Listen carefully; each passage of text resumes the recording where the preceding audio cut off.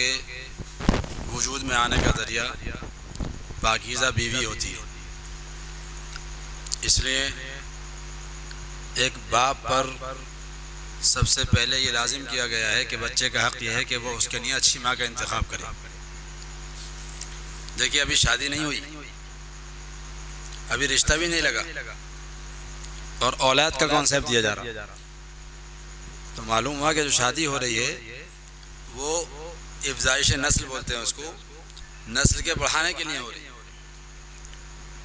اللہ تعالیٰ چاہتے ہیں کہ دنیا میں نسلیں وجود میں آئیں۔ اب خراب نسلیں وجود میں آئیں گی تو معاشرے میں خرابی پھیلے گی، اور پاکیزہ نسلیں وجود میں آئیں گی تو معاشرے میں پاکیزگی پھیلے گی۔ تو اس کا آسان سا طریقہ یہی ہے کہ شادی سے پہلے جس سے ہمیں شادی کرنی ہے اس کو دیکھ لیں کہ یہ ہمارے بچوں کی پاکیزہ ماں بن سکے گی یا نہیں بن سکے گی، اس لیے کہ ماں کے اثرات بچوں میں منتقل ہوتے ہیں۔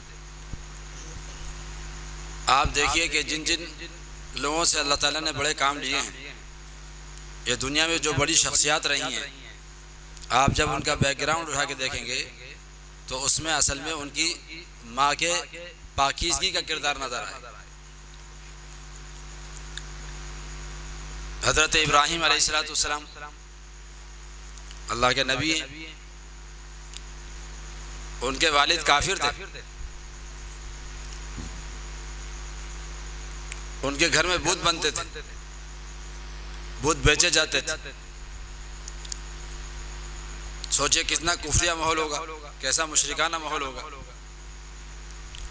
لیکن ان کی جو والدہ تھی وہ بہت پاکیزہ عورت تھی، اور اس زمانے میں جو دین برحق تھا وہ اس پر ایمان لا چکی تھی، اور اس ایمان لانے کے نتیجے میں سسرال والوں کی طرف سے ان کو بڑی سختیاں جھیلنی پڑی، بڑی قربانیاں دی انہوں نے، لیکن اس اللہ کی بندی نے اللہ کی رضا کے لیے، دین کے لیے، اپنے ایمان کی حفاظت کے لیے سب کچھ داؤ پر لگا دیا۔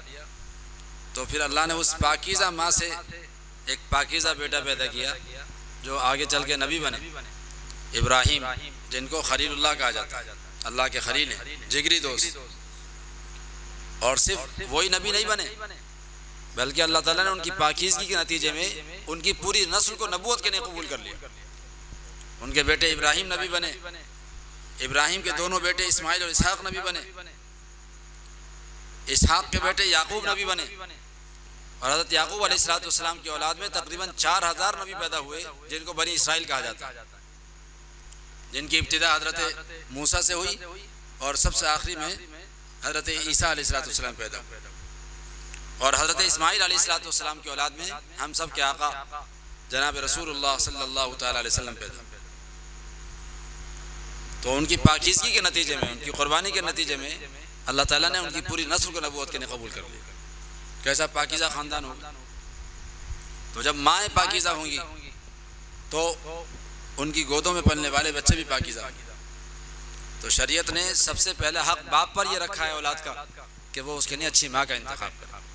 تو محض خوبصورتی کی بنیاد پر نکاح نہیں کرنا ہے، بلکہ یہ دیکھنا ہے کہ اس سے ہماری نسلیں وجود میں آئیں گی، ہمارا خاندان چلے گا۔